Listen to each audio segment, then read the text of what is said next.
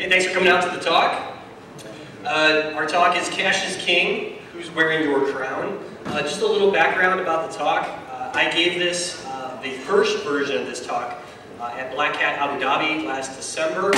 I gave it with a coworker of mine who is a CPA. So that's actually where we got the idea for this talk, was because he's got a very deep financial background. So he thought it'd be kind of cool of, let's look at accounting systems and how can we manipulate them and hack them, but not just to hack them to break into them, but to actually commit fraud. And that's really the cool thing about this talk. We're going to be focused very much on the fraud side. So who likes money? Yeah. Everybody should raise their hand, absolutely. And that's why we're doing this stuff, because we like money. We want to make money, and we want to do it so you can't get detected. So that's what our talk's going to be about. So kind of just give you an overview of what we're going to be covering.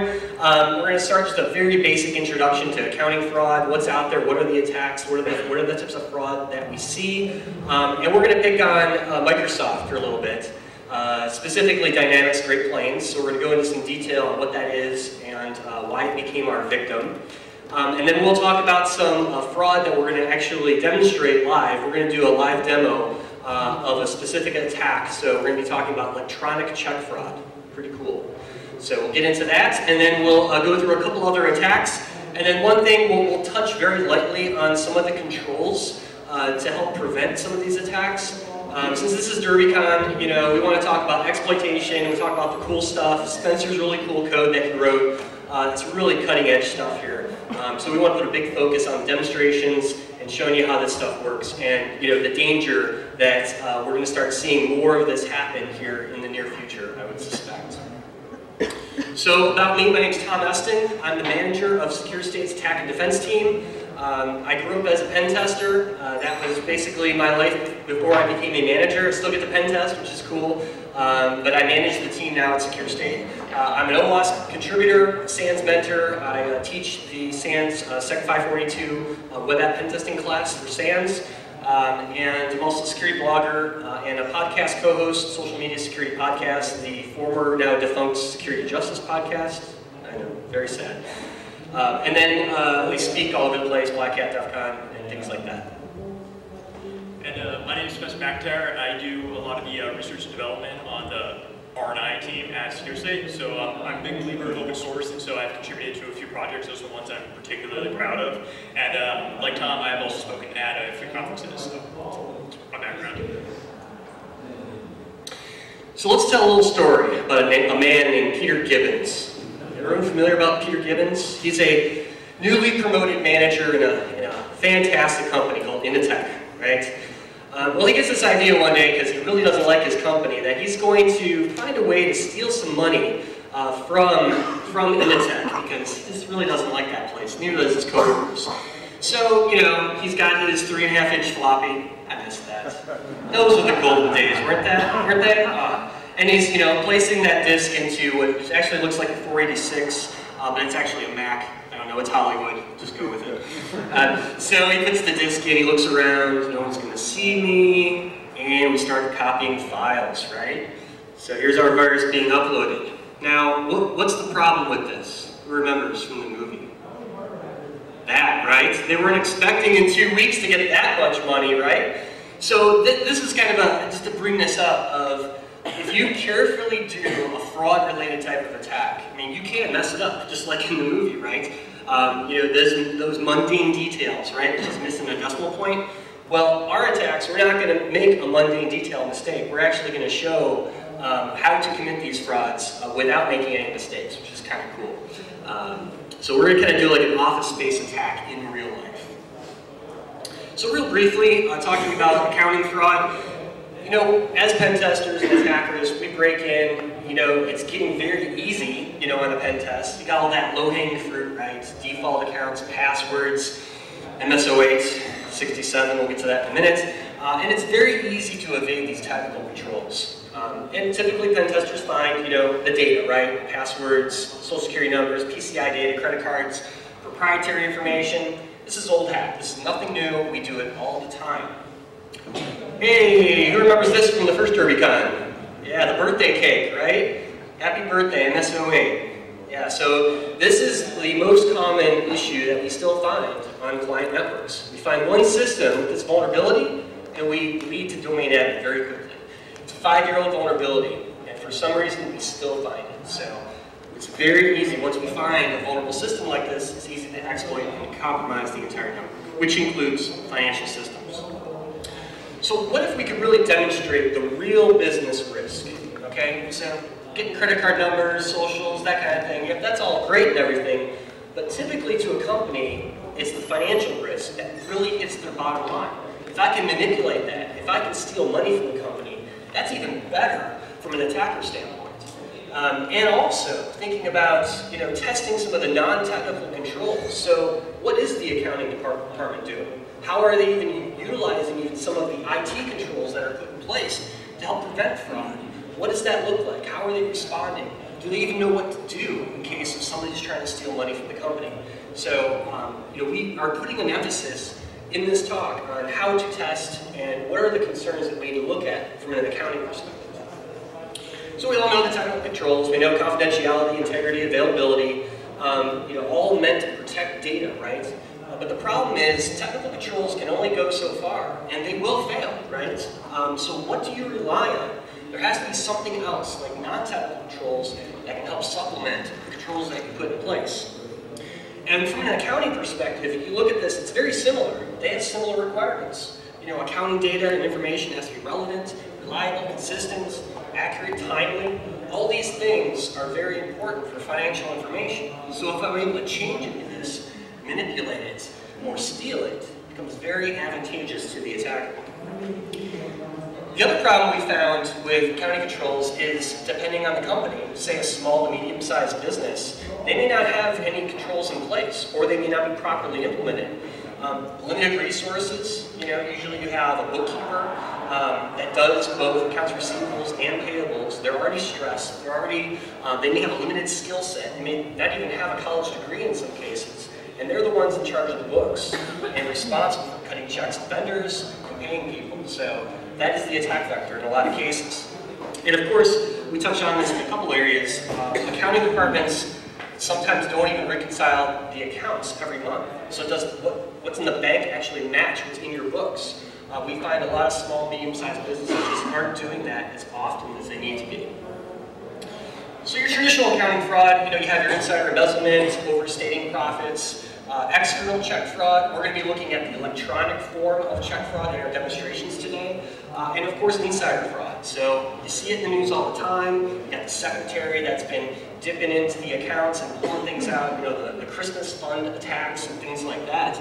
And the primary control that keeps getting exploited is the reconciling those bank accounts. They're just not doing it and finding this fraud until it's too late. So here's some examples I pulled just from the news.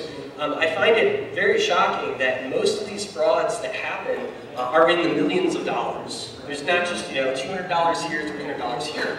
These are very, very large amounts of money that's being stolen. And this is still being stolen in the traditional sense, right? People walking up to a bank, cashing a check, making fake checks. The old school ways of committing fraud still happens.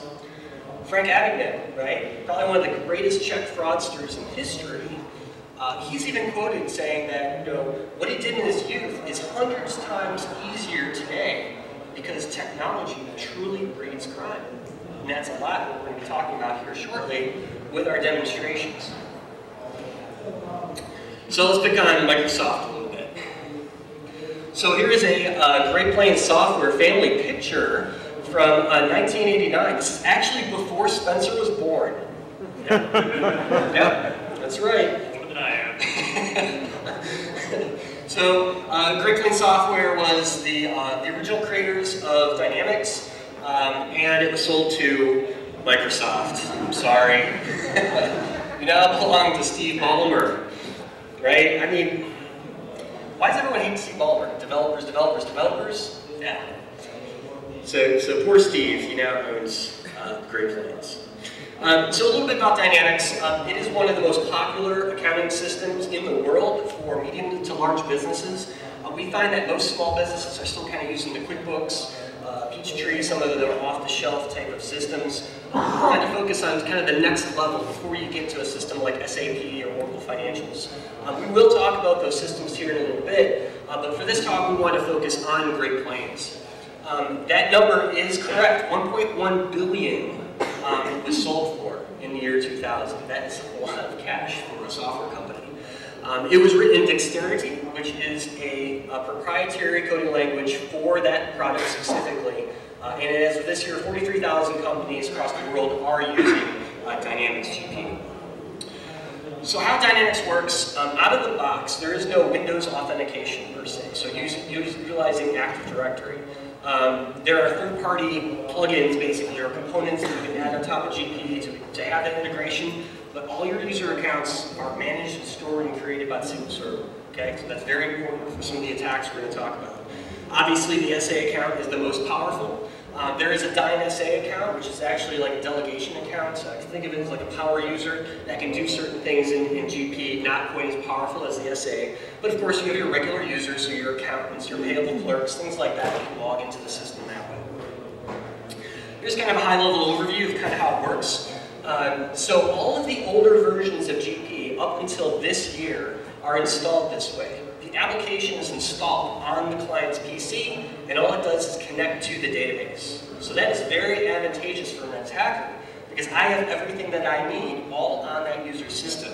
So I can start manipulating information as it's being sent to and from the database. Very advantageous for us. It also increases the attack surface, because there's often one database, but you have multiple accounts using it, so now we have multiple systems that we can attack. Exactly.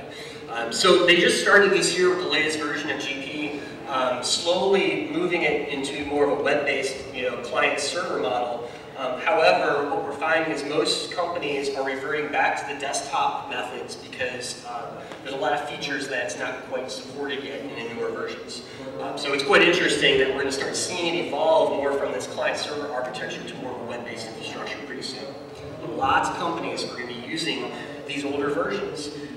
Why would a company upgrade Dynamics? The reason they wouldn't have to, because that costs money, it costs time, it costs new training, and how often are accounting systems changing? A debit is a debit, a credit is a credit. There's not much difference. So a lot of companies just don't feel the need to upgrade to the latest versions of this product yet. So as an attacker, the first thing I'm going to do is I'm going to try to locate the GP systems in the database. So typically on a pen test, right, we're going to look for those types of systems, the accounting systems specifically. They can be named GP. We've seen Great Plains, just most things named as accounting or finance. Very simple to find that. So this is really our reconnaissance phase that we're doing. Other things, we want to see where the database is. So a couple ways that we found that you can locate it, like the company intranet. So our company's intranet usually reveals where the accounting system is installed, instructions or reference guides of how to use the system, install the system. Typically we find that network shares are used to install the application, and those have things like config files, which tell us where the database server is located, and then we can start poking around from there. But reconnaissance is a very, very important piece of this. So attack vectors, vulnerabilities in GP, there have been some in the past, nothing recently, but there's been your DOS, remote overflow vulnerabilities in version 9 or lower. We're specifically going to be attacking version 10, as we'll show in this demo very shortly. There were some other issues that have kind of debunked by Microsoft as not really issues, but a lot of things we find in GP come down to database configuration. Right? So we have the local admin group that's added to the sysadmin rule on the SQL Server. Guess who's in the local admin group usually?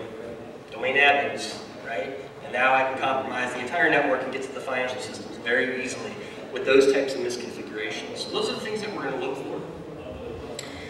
And so the attacks, we're really going to focus on specifically number 3, but we can compromise the system through the database directly, where we can hijack the accounts, send the accountant a phishing email, gather the GP credentials, and get in that way. So social engineering would always work.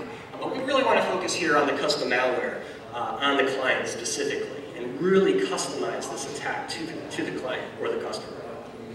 So the goal, modify, create GP database entries, and this is easy with direct access to the SQL Server. So once I'm on the network and I know where that financial SQL Server is, I'm going to attack it. I'm going to start looking at the database itself. But how do you know what to modify? So as a pen tester, I don't have a financial background. I don't have an accountant's level or CPA skill or anything like that. So I have to understand what's stored in the database and how it's stored. So we find, we figure out what the naming conventions are for the tables. There's lots of really neat reference guides, like this table here. You could just Google for table prefix identification, and now I can start customizing my attacks towards the financial system, because now I know where the general ledger is, I know where the payroll system is, and I know where the inventory is. So as a pen tester and attacker, this is very valuable information to start digging into these different types of systems. Here's some of the identifiers. So simply PM1000, so that's your payables management work table. All you do is put the prefix with the identifier, and now you have the table function. And now the fun part, let's attack the user. We love attacking the users. Who are we going to target? We're going to target the accounting department, the controller, the bookkeeper, the CFO, and the accountant. And one thing I want to mention about especially the bookkeeper or controller positions, typically these are lower paid positions. They're both in a small, medium-sized business. They're doing a lot. They're doing an enormous amount of work, and they're very stressed. So think of that from a social engineering perspective.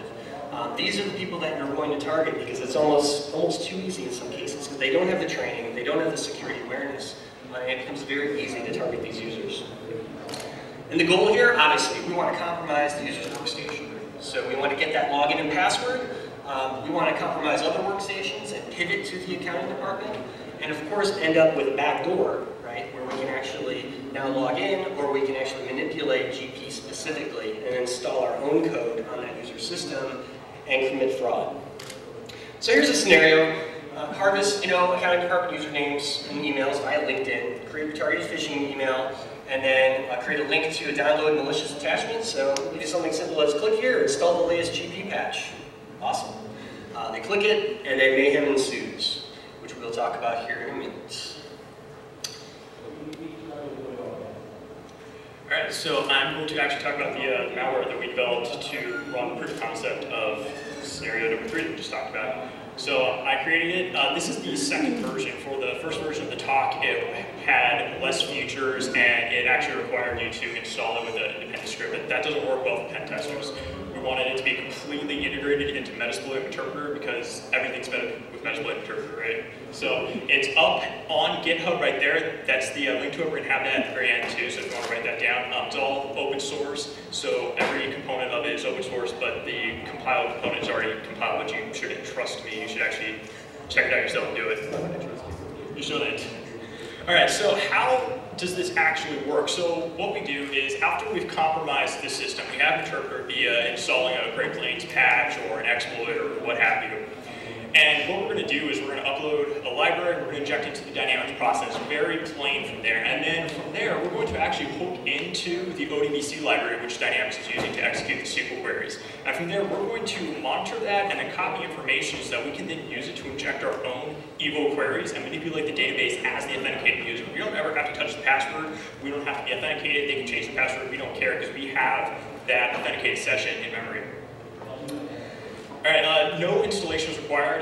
It affects the process at runtime, so we just upload the DLL and inject it, so we don't have to have administrative rights. It helps if you're a system or an admin, you can elevate yourself to system and then infect any process. But if you're infected as the user that's running Dynamics, then you're okay from there, which is actually what we're going to show in our scenario.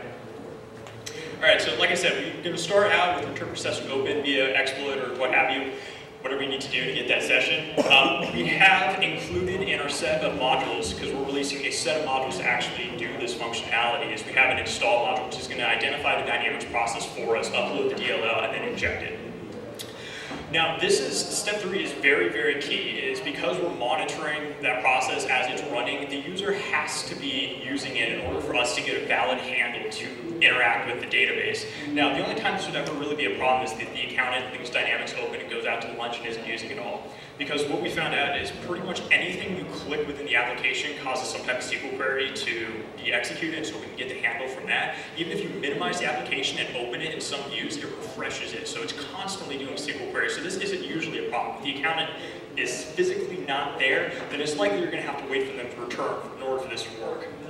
So once we have an authenticated handle in the SQL database, we're going to inject our own evil SQL queries, and we're going to, first of all, demonstrate creating a vendor, and then after we create a vendor, we want to pay ourselves, because that's how we get our money. And so we're going to do a little bit of reconnaissance, and we're going to check out their checkbooks, because we want to know how much money they have and where it's coming from, so that we don't ideally pay too much to us and put them in the negatives, because that'll be a big red flag. We don't want to get caught. So what's kind of cool too is you can take these modules and use them on a pen test. So once you know a company's using Dynamics and you want to demonstrate this, without actually committing the fraud yourself, because obviously we're taking it to the completely next level here, but just the reconnaissance modules that he's written can show you a lot of information and demonstrate some real serious risk here. Yep. And after that, we profit because we got the money. Everybody's happy. Beer time. Alright, so like I said, Mayhem works by installing a couple of hooks. The key hook that we have is the SQL out statement. So that way, that's where all of the calls in order to create the queries go through. So that way the handle can be copied. So we hook that with a tiny little stub that copies the last seen handle into a place that we can then use for our own queries.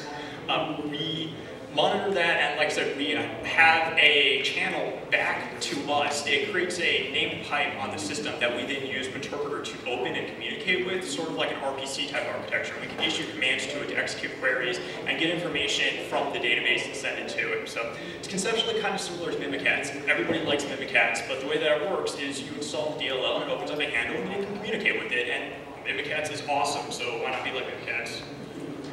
Alright, so this is what we're going to do today. Like I said, we're going to go through the first part of Infected Dynamics, pretty plain Jane, but you got to do it. After that, we're going to create a new evil vendor, and then we're going to pay them, because that's how we want to get our money. And from there, the chaos ensues. And like I said, we're doing all this on MS Dynamics 10. So, alright, we're going to hook all the functions, stealing all the handles. Let's pray to the demo, guys. We do have video backup. Yes, yes we do. Just in case the demo guys aren't happy. But when he fired up Metasploit earlier in the speaker room, he got the cow. So he got the Metasploit cow, and that usually means, yep, we're in luck. Alright, this time I have Egypt Loves Shells, so... That's just as good. Alright, yeah, we'll go with that. Okay, so as you guys can see here, I have my session, right? Alright, so I'm not running as administrator.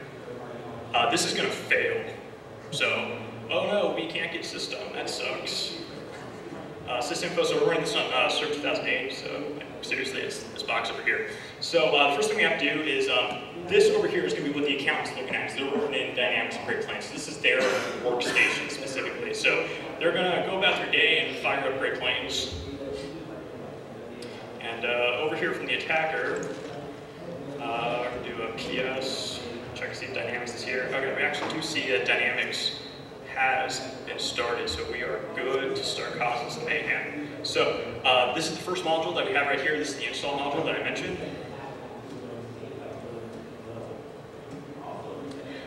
Pretty simple option. Just takes the session, and we're going to run this.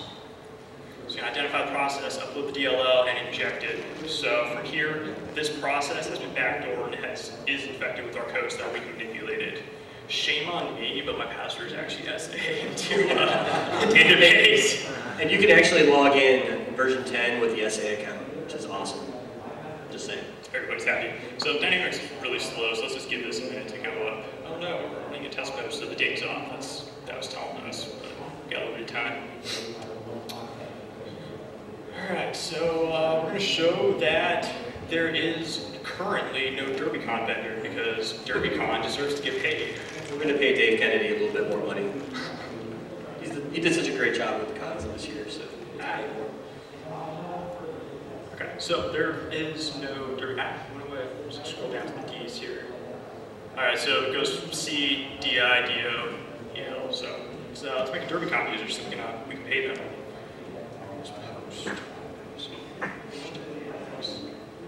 Alright, so these is the list of all the models. We're going to hit on each one of them individually here. These are all released and are all up on GitHub. I have the link that we showed. So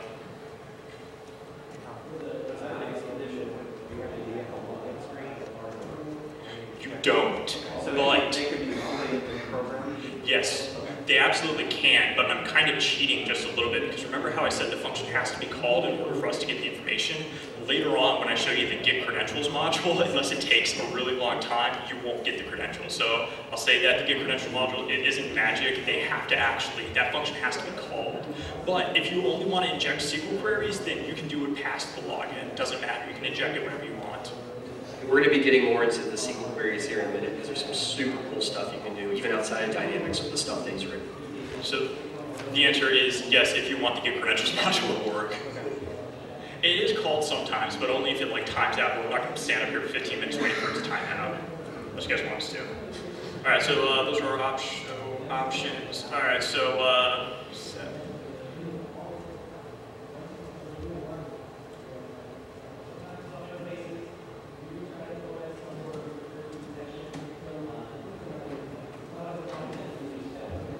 all right, that module completed successfully. So we're going to come back over here to Dynamics. Close on out of this. Search for Derby, and there we go. DerbyCon has been added. All right. So now that we have a vendor, we want to pay them, like I said. So we want to make sure we want to see what the type of checkbooks the company has, so that we can issue ourselves payment. So use.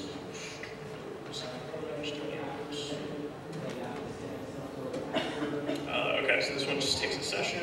Run this one right here. Oh, that looks bad on the low resolution. But what we can see right here is we have the checkbook IDs, the description, bank IDs, the currencies. You know yourself if you're paying yourself in US dollars and pesos because they prefer dollars. Bank account number, which is always helpful. And finally, we know how much they have. That's the current balance, that little number down there. So we're going to pick on this Kimmel Bank here. So we're actually going to issue our payment from Uptown Trust.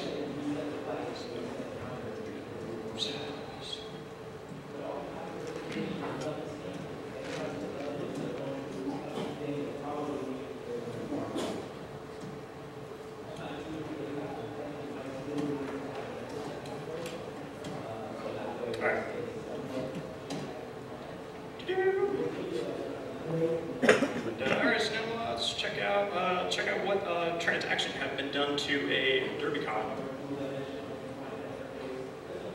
There we go, $31,337. I just got richer. Awesome. Yes, you did.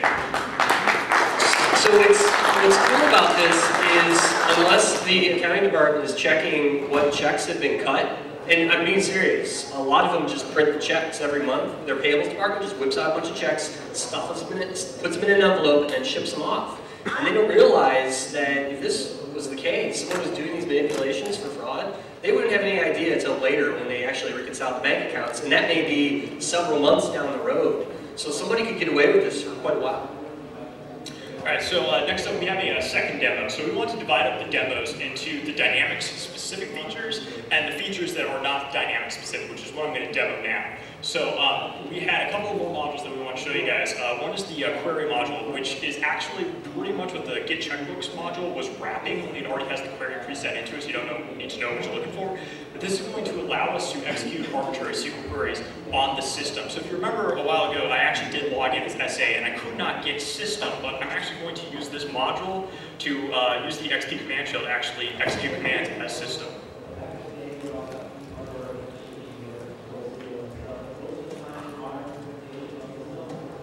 I am terrible at writing, so I had the query and all the options with default settings that work pretty well. And there we go, running commands as system. Copy this back over. Get a pconfig on it.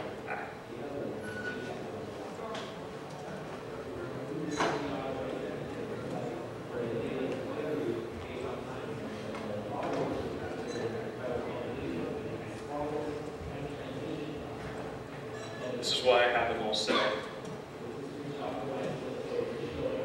And there we go. Okay, so we're running commands as system now. So even though we can't get system on the machine, we're running commands as system on the SQL server. In this case, the SQL server is running on the same box, but if it were someplace else, we'd have system level access to that one specifically. And then finally, last one we got in our bag of tricks.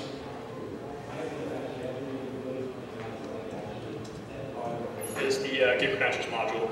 So this hooked the SQL Connect A function, and so it copies over the value out of the server string, the username, and the password. And like I said, so the caveat of this one, this looks really cool, but the function does have to be called while Dynamics has been infected. So if you wait long enough, you'll probably be in good shape, but chances of you actually infecting the process before they log in, not so great. But if you wait long enough to run it all day, it should be okay.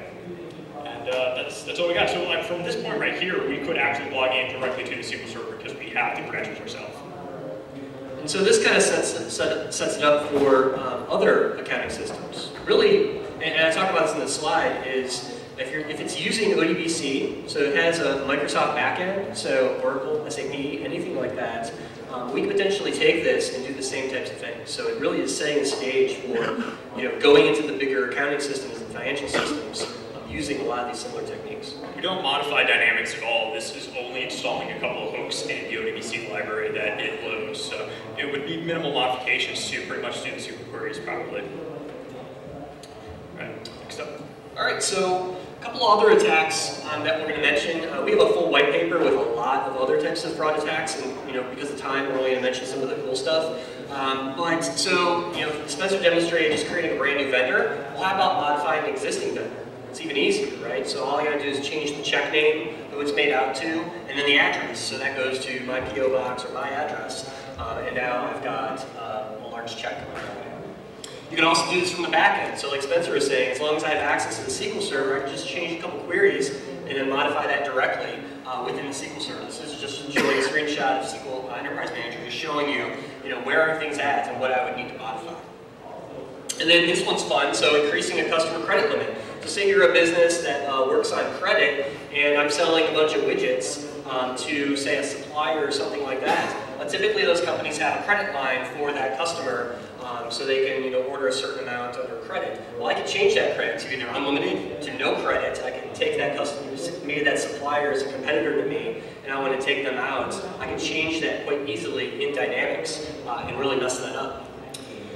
And then the other cool thing is, well, what if I create a customer and then create myself a refund, right? So I actually overcharge or overpaid for a product automatically every quarter when these checks go out or every month.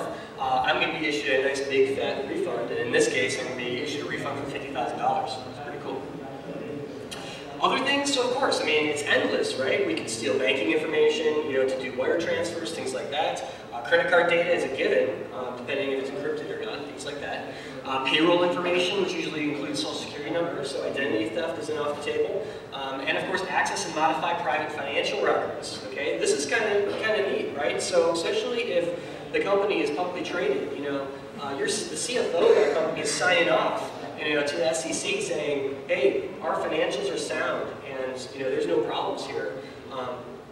We had an interesting conversation with some accountants, and they were concerned because in an audit, when they're signing off on these financials, what if it was known that there was malware like this that was found on the accountant's system or the CFO system? Would it invalidate those financial records and thus causing their stock to drop very quickly?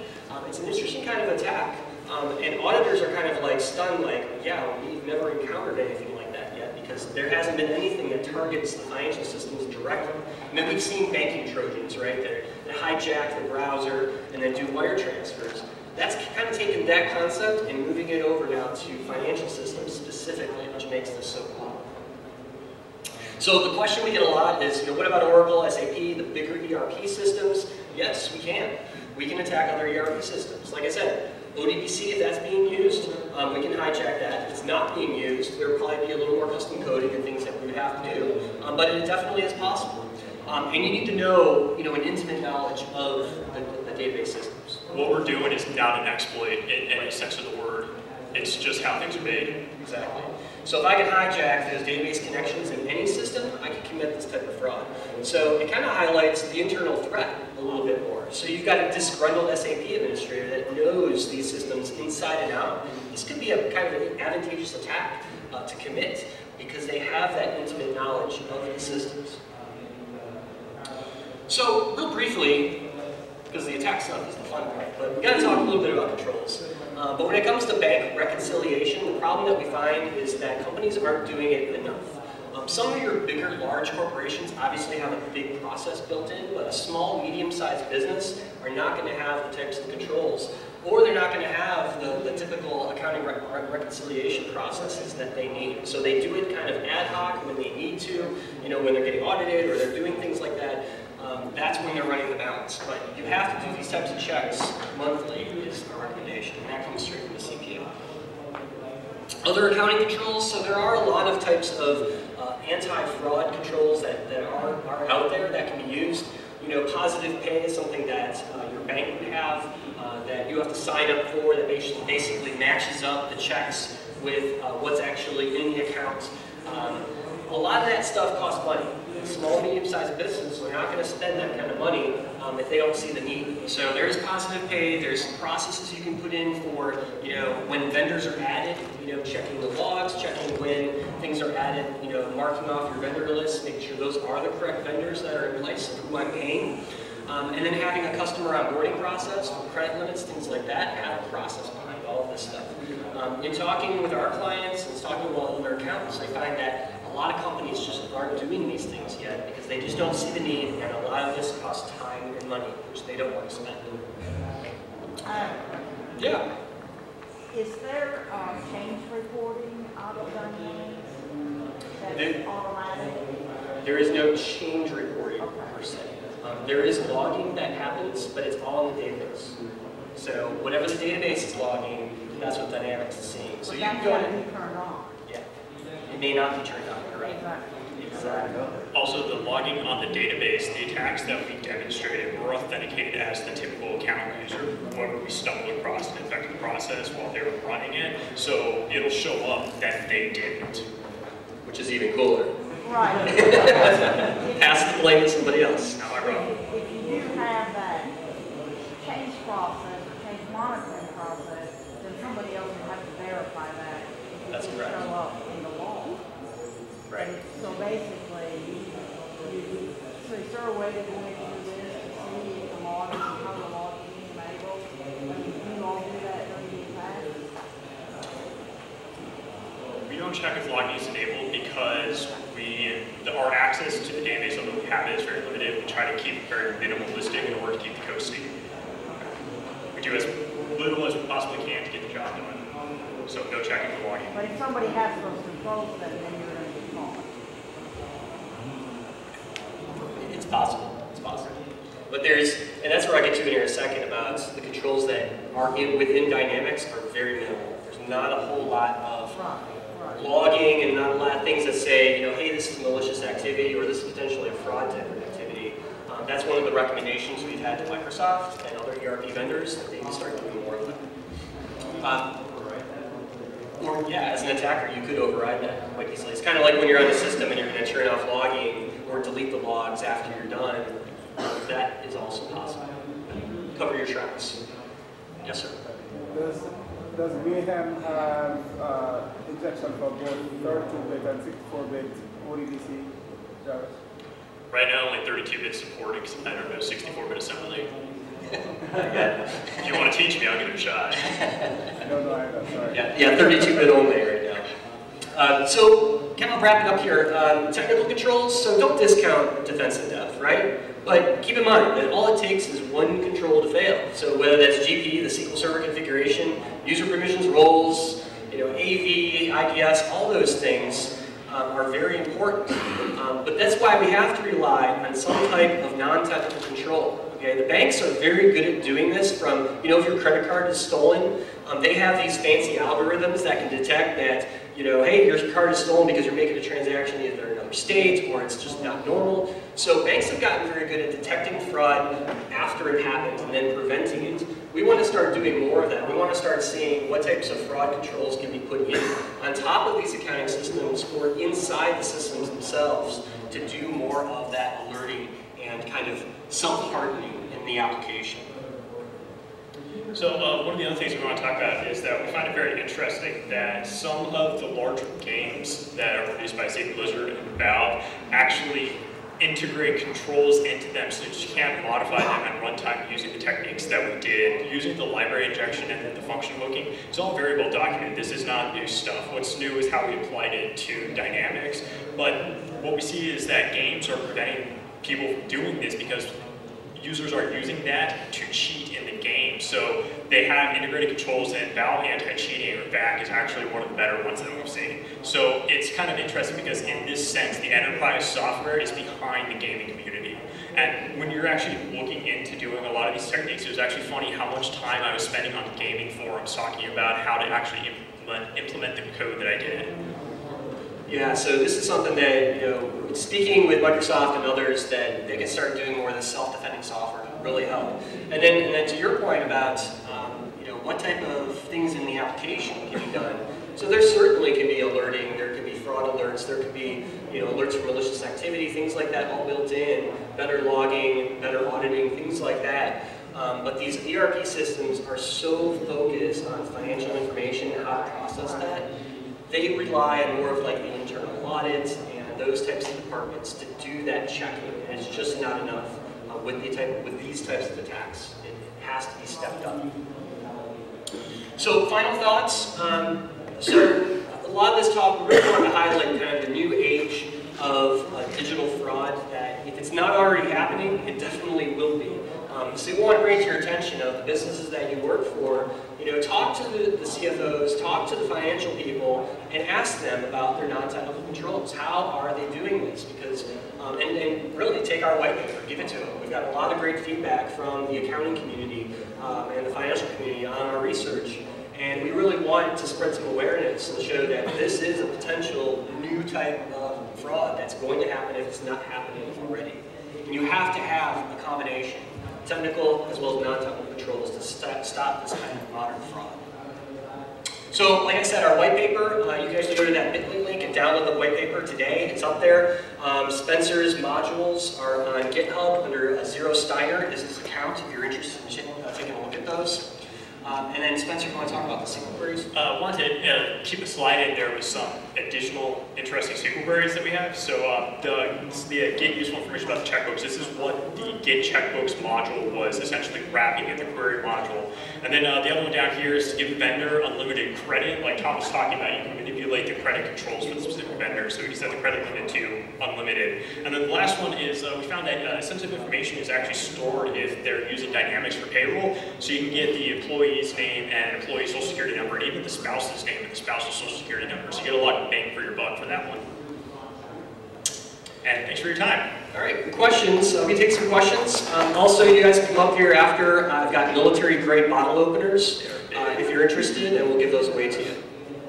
Thanks for your time.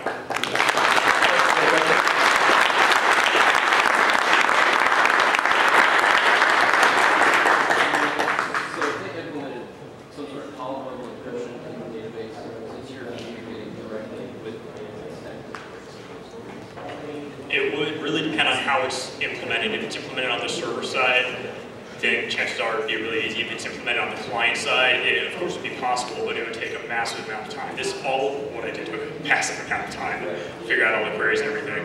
When you would click a button to like post a payment, it would, no joke, make like 300,000 lines of like SQL debug logs. I ended up writing a script just to parse it so my eyes weren't bleeding when I was looking at it, which is also on GitHub. Yes, sir.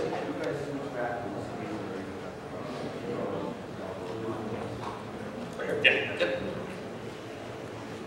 Yes, ma'am. So you can access any data in the database. You really don't have to do changes on the page. You have a client as well. Absolutely. Yep. That's actually one of the other, in the white paper, we actually mentioned that as one of the other attacks that we could do. So electronic funds transfer. Absolutely. The user that's logged in has the permissions to do. Yep. In this case, we're logged in as SA, but yeah. So if there are other typically your accountants, unfortunately, what they do is they give those users rights to everything because there's typically only one bookkeeper at a small company, so they have all the rights to add or remove vendors, transfer funds, all that stuff. Yes, sir. If you install Microsoft EMET on the desktop, would that prevent your exploit from working, from executing in the background, or? I'm going over the controls that EMET provides in my head. Usually when I've looked at EMET, it's like drop and heap and like null pointer protections. Those are the only ones I remember off the top of my head. Yeah, because this isn't an exploit, so we're not using a ROP chain or anything like that, I would have to relook at it. I don't know of anything off the top of my head that would stop it. Wow, that stinks. Not an exploit. It's not an exploit. That's Not an exploit. Yes? Have you tested your tool on Cyber 2012 or Windows 8? Yep. I'd like to though, but our test environment is a little limited. But in theory, everything that uses ODBC, we should be able to modify in a similar fashion. Yes?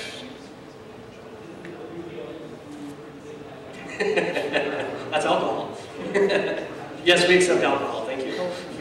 Oh, you've been nice. Oh, man. That's so messed up. Nice. Come on, do it. I will use the bottle opener. You've been iced. Yes, you in the back, the hat. I think you covered this already, but you can modify this framework to attack Oracle or things like that.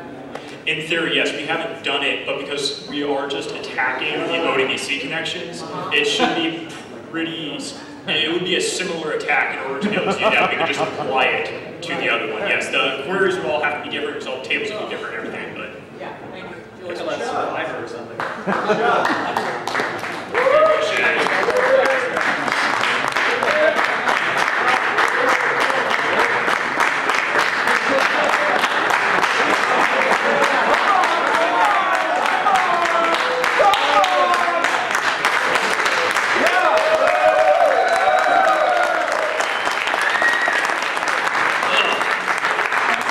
Okay, everybody else come up for a bottle opener. Liver strong.